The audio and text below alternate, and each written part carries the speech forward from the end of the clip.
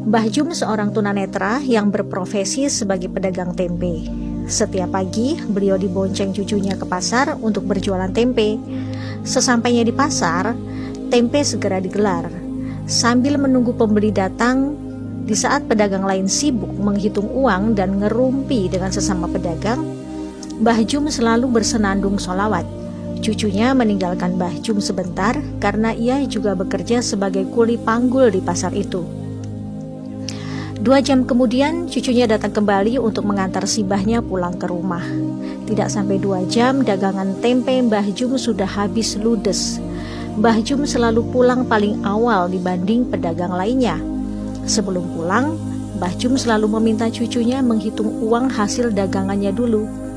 Bila cucunya menyebut angka lebih dari Rp50.000, Mbah Jum selalu minta cucunya mampir ke masjid untuk memasukkan uang lebihnya itu ke kotak amal. Saat saya tanya, kenapa begitu?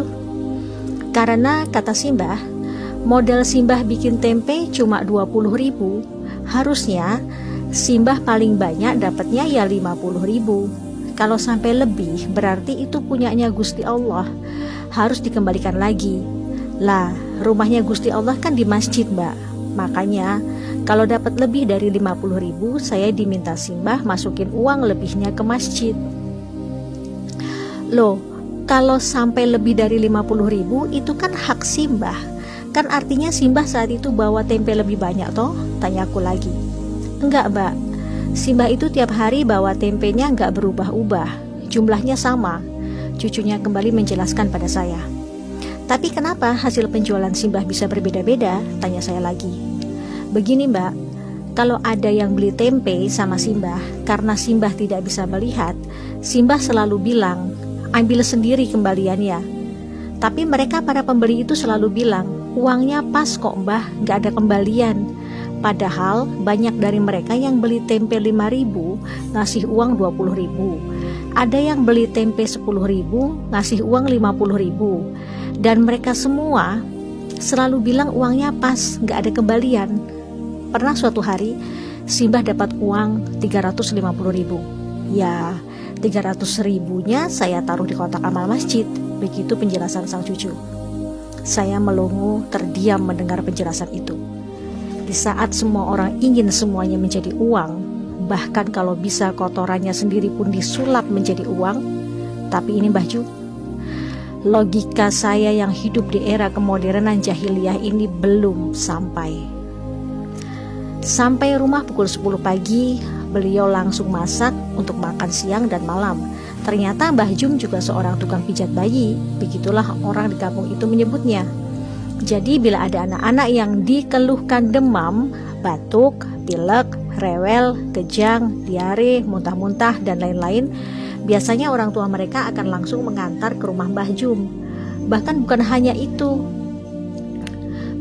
hanya untuk pijat bayi dan anak-anak, Mbah Jum juga bisa membantu pemulihan kesehatan bagi orang dewasa yang mengalami keseleo, memar, patah tulang, dan sejenisnya.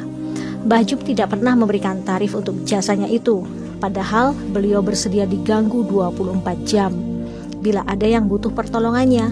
Bahkan bila ada yang memberikan imbalan untuk jasanya itu, ia selalu masukkan lagi 100% ke kotak amal masjid. Iya, 100%. Anda kaget? Sama, saya juga kaget. Ketika saya kembali bertanya, kenapa harus semuanya dimasukkan ke kotak amal? Mbah Jum memberi penjelasan sambil tersenyum. Kulo niki sakjane mboten pinter mijet. Nek wonten sing seger waras mergo dipijet kalih kulo, niku sanes kulo sing damel seger waras. Niku kersane Gusti Allah. Lah dadose mbayare mboten kalih kulo, tapi kalih Gusti Allah. Beliau bicara dalam bahasa Jawa yang artinya, saya itu sebenarnya nggak pinter mijit. Kalau ada yang sembuh karena saya pijit, itu bukan karena saya, tapi karena Gusti Allah.